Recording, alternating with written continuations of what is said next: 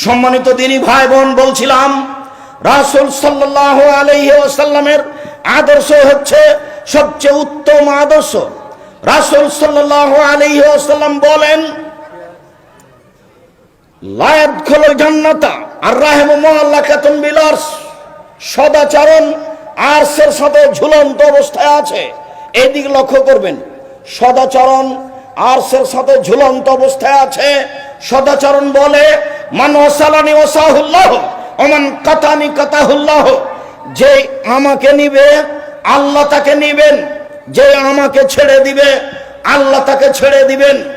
যার নম্র আচরণ আছে তার আল্লাহ আছে, যার নম্র আচরণ নেই তার প্রতি আল্লাহর দয়া নেই।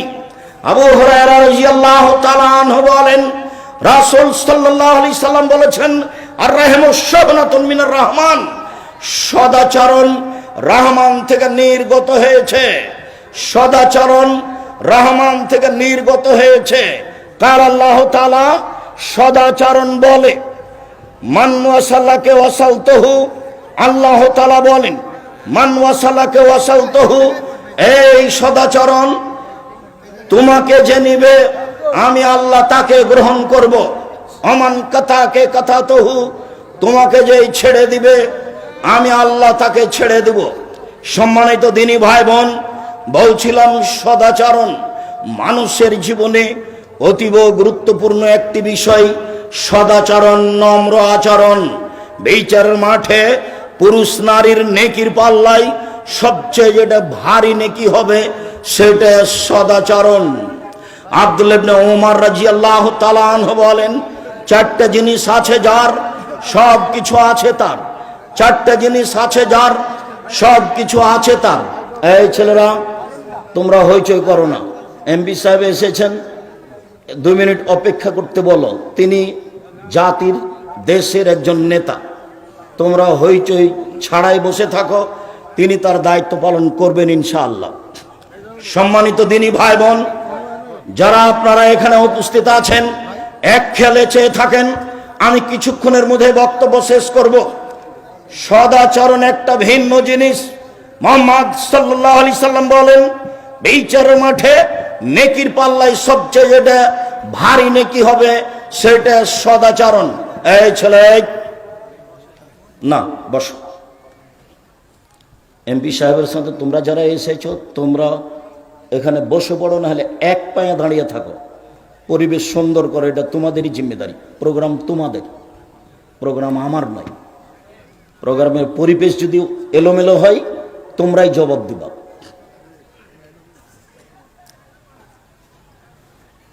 ভদ্রতা বজায় রেখে দায়িত্ব পালন করো। সম্মানিত দিনী ভাই বোন, বলছিলাম চারটা জিনিস আছে যার সবকিছু আছে তার, চারটা জিনিস নেই যার কোনো কিছু নেই তার, চারটা জিনিস আছে যার ইহকাল আছে তার, চারটা জিনিস নেই যার ইহকাল নেই তার, চারটা জিনিস আছে যার পরকাল আছে তার, চারটা জিনিস নেই যার পরকাল নেই তার। এক, হিফজ আমানাতিন, আমানতের রক্ষা, আমানতদার যেই তার ইহকাল পরকাল আছে। 2, হুসন খালিকাতিন, ভালো আচরণ, সদাচরণ যার ইহকাল তার, সদাচরণ যার পরকাল তার, নম্র আচরণ যার পরকাল তার, ভদ্র আচরণ যার পরকাল তার। 3, সিদক হাদিসিন, সত্য কথা, সত্য কথা যার ইহকাল তার, সত্য কথা যার পরকাল তার। 4, ইফাতিন ফি তুমাতিন, বৈধ রুজি, বৈধ রুজি যার ইহকাল তার পরকাল তার। শুনুন সম্মানিত দিনী ভাই বোন, 4, 1, আমানতের রক্ষা, 2, নম্র আচরণ, 3, সত্য কথা, 4, হালাল রুজি। যার কারণে বলি আপনাদেরকে উপদেশ 4টা মনে রাখবেন।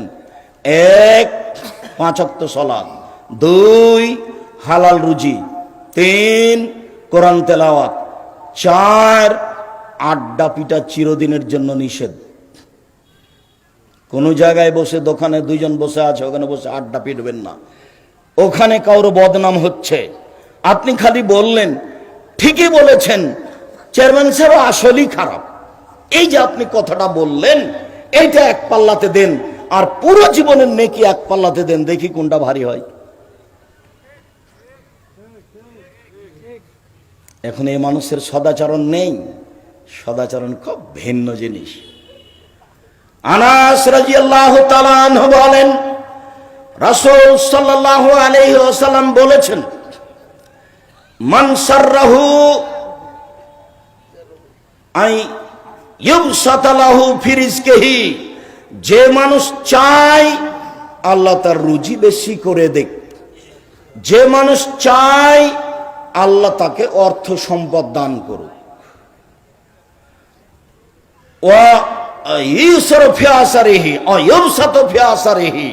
যে মানুষ চায় যার বয়স আল্লাহ তার বেশি করে দেখ, তার হায়াত বাড়িয়ে দেখ, এটা যে চায় ফল এসেল রাহেমাহু, সে যেন সদাচারণ করে। মনে রাখবেন, ভুলে যাবেন মনে হয়। বাক্যের বক্তব্যের সবই যদি ভুলে যান, এই বাক্যটা ভুলবেন না। কেউ যদি রুজি বেশি করতে চায় জীবনে, কারো যদি হায়াত বাড়িয়ে দেওয়ার প্রয়োজন মনে করে বা করুক, আল্লাহর কাছে চাই যদি, তাহলে সে যেন সদাচরণ করে। আমি এ কথা বলিনি, এ কথা মুহাম্মদ সাল্লাল্লাহু আলাইহি ওয়াসাল্লাম বলেছেন, হাদিস বুখারী মুসলিম। আম গাছে জাম ধরে না, ধরে যেতে পারে।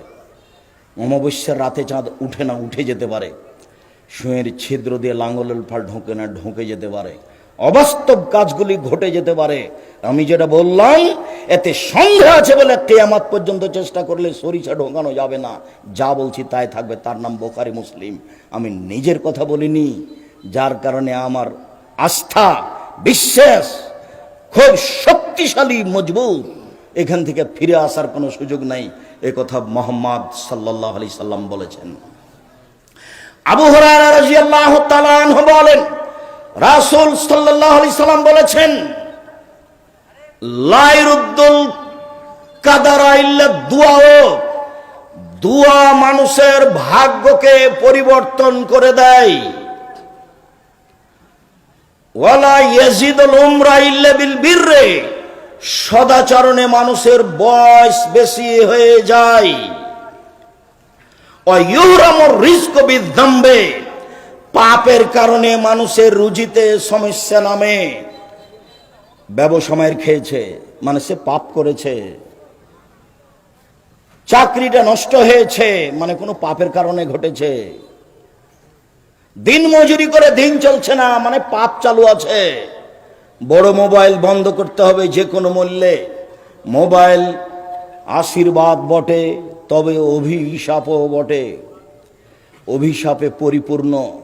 সারা রাত ল্যাংটা মেয়ে দেখে আপনি কোটি টাকা ইনকাম করবেন, এই হিসাব থেকে বেঁচে থাকান। আমি এ কথা বলিনি, এ কথা মুহাম্মদ সাল্লাল্লাহু আলাইহি সাল্লাম বলেন। তিনি বলেন, ইয়াকে অল মাসিয়া, পাপ থেকে বেঁচে থাকো। ফাইনা বিল মাসিয়াতে হাল্লা সাকাতুল্লাহ, পাপ করলে আল্লাহর অসন্তুষ্টি নেমে আসে। ব্যবসা বাণিজ্যে, রুজিতে, ছেলে মেয়েতে, বাড়িতে, ঘরে, চাল চলনে, শরীরে, সব কিছুতেই সমস্যা নেমে আসবে, তার নাম পাপ। আমি এ কথা বলিনি, এ কথা মুহাম্মদ সাল্লাল্লাহু আলাইহি সাল্লাম বলেন। তিনি একবার বলেন, পৃথিবীর মানুষ শুনে রেখো, মানুষের রুজি কমে যায় পাপের কারণে।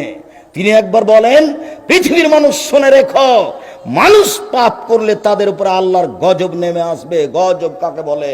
চাকরি মার খেয়ে গেছে, তার নাম গজব। গজব কাকে বলে? ব্যবসা মার খেয়ে গেল, তার নাম গজব। গজব কাকে বলে? বড় ছেলে মারা গেল হঠাৎ করে অ্যাক্সিডেন্ট হয়ে, তার নাম সমস্যা। একটার পর একটা সমস্যা নেমে আসবে। বুঝতে হবে পাপের কারণে এগুলো ঘটছে। আমি বলিনি, এ কথা মুহাম্মদ সাল্লাল্লাহু আলাইহি সাল্লাম বলেন। সম্মানিত দিনী ভাই বোন, রাসূল সাল্লাল্লাহু আলাইহি ওয়াসাল্লাম বলেন, লা ইয়াদখুলুল জান্নাহ মান লা ইয়ামান জারহু বাওয়াইকাহু, যে তার প্রতিবেশীকে কষ্ট দেয় সে জান্নাতে যাবে না। যে তার প্রতিবেশীকে কষ্ট দেয় সে জান্নাতে যাবে না। আল্লাহে লাইমিনু, আল্লাহে লাইমিনু, আল্লাহে লাইমিনু।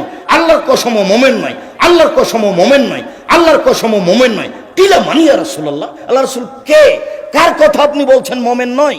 তখন আল্লাহ রাসূল বলছেন, মানলা ইয়ামান জারহু বাওয়াইকাহু, যে তার প্রতিবেশীকে কষ্ট দেয় সে মুমিন নয়।